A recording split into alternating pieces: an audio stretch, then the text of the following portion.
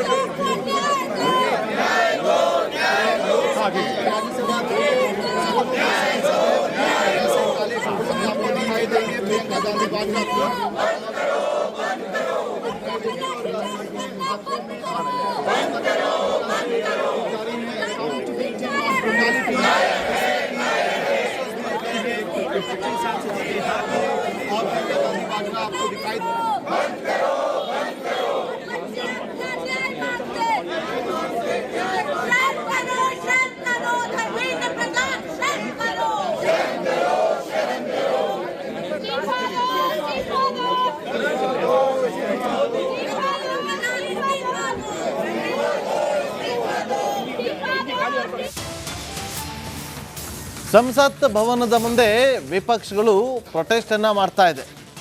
ಧರ್ಮೇಂದ್ರ ಪ್ರಧಾನ್ ಕೇಂದ್ರ ಸಚಿವರು ರಾಜೀನಾಮೆ ಕೊಡಬೇಕು ಅಂತೇಳಿ ಒತ್ತಾಯ ಮಾಡಿ ಪ್ರತಿಭಟನೆ ಮಾಡ್ತಿದ್ದಾರೆ. ಕಪ್ಪು ಬಟ್ಟೆಯನ್ನು ಧರಿಸಿ ಕಾಂಗ್ರೆಸ್ ಸಂಸದರು ಪ್ರತಿಭಟನೆ ನಡೆಸ್ತಾ ಇದ್ದಾರೆ. ಇನ್ನು ದೆಹಲಿಯಲ್ಲಿ ನಡೆದಂಥ ಹಿಂಸಾಚಾರವನ್ನು ಕೂಡ ಖಂಡಿಸಿ ಕಾಂಗ್ರೆಸ್ ಪ್ರತಿಭಟನೆ ನಡೀತಾ ಇರೋದು. ಸಂಸತ್ ಭವನದ ಮುಂದೆ ವಿಪಕ್ಷಗಳು ಪ್ರೊಟೆಸ್ಟ್ ಅನ್ನ ಮಾಡ್ತಾ ಇದೆ.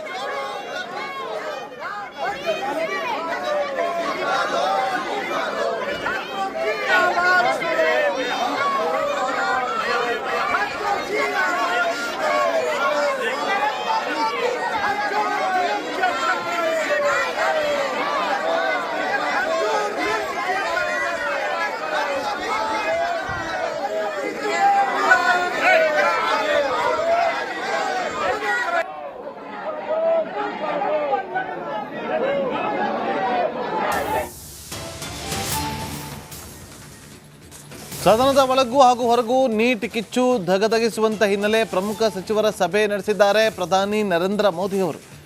ಸಂಸತ್ನ ಪ್ರಧಾನಿ ನರೇಂದ್ರ ಮೋದಿ ಅವರ ಕಚೇರಿಯಲ್ಲಿ ಮಹತ್ವದ ಮೀಟಿಂಗ್ ಅನ್ನ ಮಾಡಿದ್ದಾರೆ. ಪ್ರಧಾನಿ ನರೇಂದ್ರ ಮೋದಿ ಅವರು ಕಲಾಪದಲ್ಲಿ ಇವತ್ತು ವಿಪಕ್ಷಗಳನ್ನು ಕಟ್ಟಿ ಹಾಕುವ ಬಗ್ಗೆ ಚರ್ಚೆಯನ್ನು ಕೂಡ ನಡೆಸಿದ್ದಾರೆ. ಸರ್ಕಾರದ ಮುಂದಿನ ಕಾರ್ಯತಂತ್ರಗಳ ಬಗ್ಗೆ ಸಮಾಲೋಚನೆಯನ್ನು ಕೂಡ ನಡೆಸಿದ್ದಾರೆ ಅನ್ನೋ ಮಾಹಿತಿ ಲಭ್ಯವಾಗ್ತಾ ಇದೆ.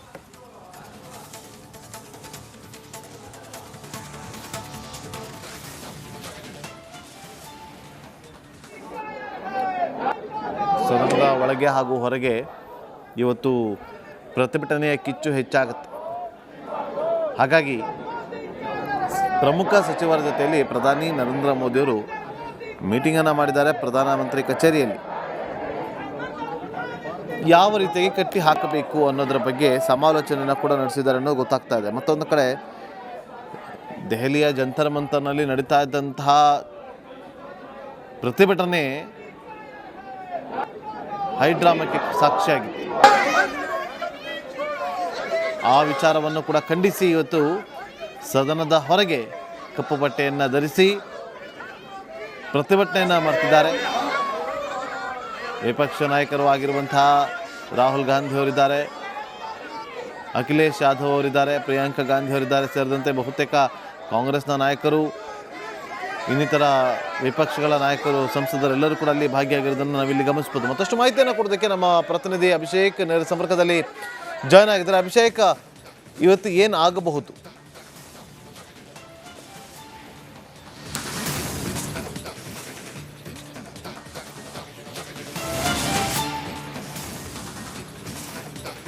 ನಾಗೇಂದ್ರ, ಮೊದಲನೇದಾಗಿ ನಿನ್ನೆ ನಡೆದಂತ ಬೆಳವಣಿಗೆಯನ್ನ ನೋಡಿದ್ದೇವೆ. ಒಂದು, ಕಾಂಗ್ರೆಸ್ ಸಿಜೆಪಿಯಿಂದ ಆರಂಭ ಆದಂತ ಈ ಒಂದು ಪ್ರೊಟೆಸ್ಟ್ ಏನಿದೆ ನಿನ್ನೆ ತೀವ್ರ ಸ್ವರೂಪವನ್ನು ಪಡ್ಕೊಂಡಿತ್ತು. ಕಾರಣ ರಾಹುಲ್ ಗಾಂಧಿ ಇರ್ಬೋದು, ಅಖಿಲೇಶ್ ಯಾದವ್ ಇರ್ಬೋದು, ಇಂಡಿ ಒಕ್ಕೂಟದಲ್ಲಿರುವಂತಹ ಬಹುತೇಕ ಸದಸ್ಯರು ಪ್ರಧಾನಿ ನರೇಂದ್ರ ಮೋದಿರವರ ಮನೆಯನ್ನ ಮುತ್ತಿಗೆ ಹಾಕಿ ನೀಟ್ ವಿಚಾರವಾಗಿ, ಸಿಜೆಪಿ ವಿಚಾರವಾಗಿ ಉತ್ತರಗಳನ್ನ ಪಡೆಯುವಂತ ಪ್ರಯತ್ನಕ್ಕೆ ಮುಂದಾಗಿದ್ರು. ಇವತ್ತು ಅದರ ಕಂಟಿನ್ಯೂಡ್ ಎಫರ್ಟ್ ಏನು ಅಂದ್ರೆ, ನಿನ್ನೆ ರಾಹುಲ್ ಗಾಂಧಿ ಅವರನ್ನ, ಪ್ರಿಯಾಂಕಾ ಗಾಂಧಿ ಅವರನ್ನ ವಶಕ್ಕೆ ಪಡಿತಾರೆ, ಅಖಿಲೇಶ್ ಯಾದವ್ ಅವರನ್ನ ವಶಕ್ಕೆ ಪಡಿತಾರೆ. ಪ್ರಧಾನಿ ನಿವಾಸಕ್ಕೆ ಮುತ್ತಿಗೆ ಹಾಕೋದಕ್ಕೆ ಯಾವುದೇ ಕಾರಣಕ್ಕೂ ಬಿಡೋದಿಲ್ಲ. ಎಲ್ಲರೂ ಕೂಡ ಸಾಮಾನ್ಯವಾಗಿ ಇಲ್ಲಿ ಬೆಂಗಳೂರಿನಲ್ಲಿ ಅಥವಾ ರಾಜ್ಯದಲ್ಲಿ ಯಾವುದೇ ಪ್ರೊಟೆಸ್ಟ್ ಆದ್ರೂ ಬಸ್ನಲ್ಲಿ ಯಾವ ರೀತಿ ತುಂಬಿಸ್ತಾರೆ ಅದೇ ರೀತಿ ನಿನ್ನೆ ತುಂಬಿಸಿ ಅವ್ರನ್ನ ಅಜ್ಞಾತ ಸ್ಥಳಕ್ಕೆ ಕರ್ಕೊಂಡೋದ್ರು ಅಂತ ಕಾಂಗ್ರೆಸ್ ಸರ್ಕಾರದಲ್ಲಿ ಇರುವಂತಹ ಬಹುತೇಕ ಸಚಿವರು, ಶಾಸಕರು ನಿನ್ನೆ ತಮ್ಮ ಸಾಮಾಜಿಕ ಜಾಲತಾಣದಲ್ಲಿ ಹಾಕಿರುವಂತದ್ದು ಕೇಂದ್ರ ಸರ್ಕಾರದ ವಿರುದ್ಧ ತಮ್ಮ ಆಕ್ರೋಶವನ್ನ ಹೊರಹಾಕಿದ್ರು. ಇವತ್ತು ಕಪ್ಪು ಬಟ್ಟೆಯನ್ನು ಧರಿಸಿ leader of opposition Rahul Gandhi ಅವರು ಬಂದಿರುವಂತದ್ದು. ಅದರ ಜೊತೆಗೆ ಕಾಂಗ್ರೆಸ್ ಪಕ್ಷದ ಸಂಸದರು ಅಷ್ಟೂ ಜನರಿಗೆ ಕಪ್ಪು ಬಟ್ಟೆಯನ್ನು ಧರಿಸಿ ಬರುವಂತೆ ಸೂಚನೆಯನ್ನ ಹೈಕಮಾಂಡ್ ನೀಡಿರುವಂತದ್ದು. ಇದೇ ಕಾರಣದಿಂದಾಗಿ ಒಂದು ಪಾರ್ಲಿಮೆಂಟ್ ನ ಒಳಗೆ ಹಾಗೂ ಹೊರಗಡೆ, ಪಾರ್ಲಿಮೆಂಟ್ ನ ಹೊರಗಡೆ ಪ್ರತಿಭಟನೆಯನ್ನ ಮಾಡ್ತಾರೆ, ಸರ್ಕಾರದಿಂದ ಉತ್ತರವನ್ನ ಕೇಳ್ತಾರೆ, ಧರ್ಮೇಂದ್ರ ಪ್ರಧಾನ್ ರವರ ರಾಜೀನಾಮೆಯನ್ನು ಆಗ್ರಹಿಸ್ತಾರೆ. ಒಂದು ವೇಳೆ ಇದಕ್ಕೆ ಯಾವುದೇ ಸ್ಪಂದನೆ ಸಿಗದೆ ಅಂತ ಸಂದರ್ಭದಲ್ಲಿ ಈ ಹೋರಾಟ ಮುಂದುವರಿಯುತ್ತೆ ಅಂತ ಒಂದು ಎಚ್ಚರಿಕೆಯ ಸಂದೇಶವನ್ನ ನೀಡ್ತಾರೆ. ಎರಡನೇದು, ಪಾರ್ಲಿಮೆಂಟ್ ನ ಒಳಗಡೆ ಧರ್ಮೇಂದ್ರ ಪ್ರಧಾನ್ ರವರಾಗಿರ್ಲಿ, ಪ್ರಧಾನಿ ನರೇಂದ್ರ ಮೋದಿ ರವರಾಗಿರ್ಲಿ, ಕೇಂದ್ರ ಗೃಹ ಸಚಿವರಾಗಿರ್ಲಿ ಯಾವುದೇ ಕಾರಣಕ್ಕೂ ಕೂಡ ಇಲ್ಲಿಯವರೆಗೂ ನೀಡದಂತ ಉತ್ತರವನ್ನ ನೀಡಬೇಕು ಅಂತ ಒತ್ತಡವನ್ನ ಹೇರುವಂತ ಕೆಲಸವನ್ನ ಇವತ್ತು ಕಾಂಗ್ರೆಸ್ ಪಕ್ಷ ಮಾಡೋದಿದೆ. ಕಪ್ಪು ಬಟ್ಟೆಯನ್ನು ಧರಿಸಿ ವಿದ್ಯಾರ್ಥಿಗಳ ಭವಿಷ್ಯದ ಜೊತೆ ಸರ್ಕಾರ ಆಟ ಆಡ್ತಾ ಇದೆ. ನೀಟ್ ಪ್ರಶ್ನೆ ಪತ್ರಿಕೆ ಸೋರಿಕೆ ಆಗುತ್ತೆ, ಅನೇಕ ವಿದ್ಯಾರ್ಥಿಗಳು ಆತ್ಮಹತ್ಯೆಯನ್ನ ಮಾಡ್ಕೊಳ್ತಾರೆ, ರೀ ಎಕ್ಸಾಮ್ ನಡೀತೆ, ಅವರ ಜೀವನದ ಜೊತೆ ಚೆಲ್ಲಾಟವನ್ನ ಕೇಂದ್ರ ಸರ್ಕಾರ ಆಡ್ತಿದೆ. ಪ್ರತಿಭಟನೆಯನ್ನ ಮಾಡಿದ್ರು ಕೂಡ ಅವರ ವಿರುದ್ಧ ಅಶ್ರುವಾಯುವನ್ನು ಸಿಡಿಸೋದು, ಲಾಠಿ ಚಾರ್ಜ್ ಅನ್ನ ಮಾಡುವಂತ ಕೆಲಸವನ್ನ ಮಾಡ್ತಿದೆ. ವಿದ್ಯಾರ್ಥಿಗಳು, ಮಹಿಳೆಯರನ್ನ ದೌರ್ಜನ್ಯ ಮಾಡ್ತಿದೆ ಅನ್ನೋ ಒಂದು ಅಂಶವನ್ನ ಪ್ರಸ್ತಾಪ ಮಾಡ್ತಾರೆ. ಇದೇ ಕಾರಣದಿಂದಾಗಿ ಇವತ್ತು ಕೇಂದ್ರ ಶಿಕ್ಷಣ ಸಚಿವರ ರಾಜೀನಾಮೆಯನ್ನ ಕೋರುವಂತ ಕೆಲಸವನ್ನ ಮಾಡಲಿದ್ದಾರೆ. ಇದುವರೆಗೂ ಪಾರ್ಲಿಮೆಂಟ್ ನಲ್ಲಿ ಮಾತಾಡೋಕೆ ಅವಕಾಶವನ್ನ ಕೊಟ್ಟಿರಲಿಲ್ಲ.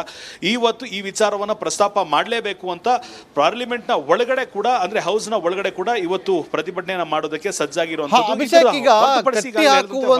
ಪ್ರಯತ್ನವನ್ನ ಈಗ ಆಡಳಿತ ಪಕ್ಷ ಮಾಡಲೇಬೇಕಾದಂತ ಅನಿವಾರ್ಯತೆ ಇದೆ. ಅದೇ ನಿಟ್ಟಿನಲ್ಲಿ ನರೇಂದ್ರ ಮೋದಿ ಅವರು ಕೂಡ ಪ್ರಮುಖ ಸಚಿವರ ಜೊತೆಯಲ್ಲಿ ಮೀಟಿಂಗ್ ಅನ್ನ ಕೂಡ ಮಾಡಿದ್ದಾರೆ, ಸಮಾಲೋಚನೆ ಕೂಡ ಮಾಡಿದ್ದಾರೆ. ಹಾಗಾದ್ರೆ ಹೇಗೆ ಕಟ್ಟಿ ಹಾಕುವಂತ ಪ್ರಯತ್ನಗಳು ನಡೆಯುತ್ತೆ?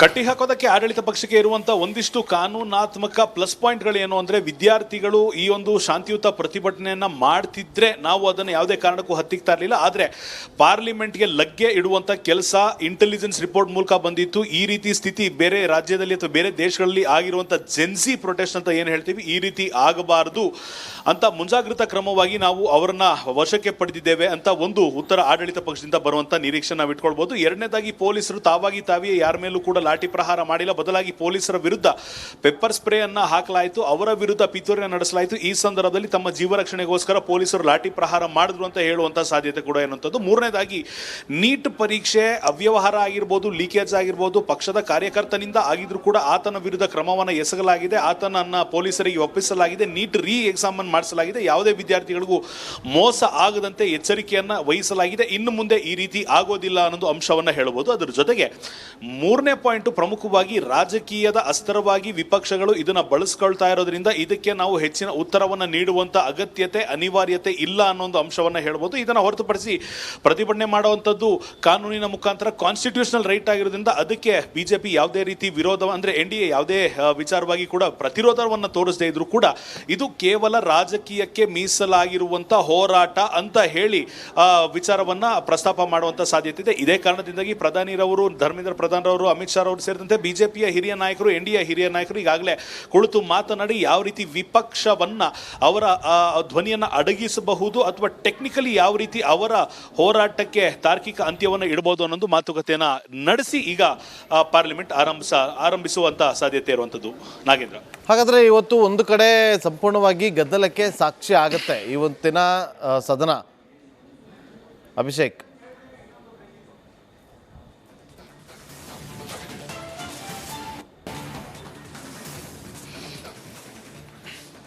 ಖಂಡಿತವಾಗಿಯೂ ಈ ಒಂದು ಮುನ್ಸೂಚನೆ ಕಂಡು ಬರ್ತಿದೆ. ಕೇವಲ ಪಾರ್ಲಿಮೆಂಟ್ ಮಾತ್ರ ಅಲ್ಲ, ಕಾಂಗ್ರೆಸ್ ಇಡೀ ರಾಷ್ಟ್ರದಲ್ಲಿ ಇರುವಂತ ಅಷ್ಟು PCCಗಳಿಗೆ ಸೂಚನೆಯನ್ನು ನೀಡಿದೆ.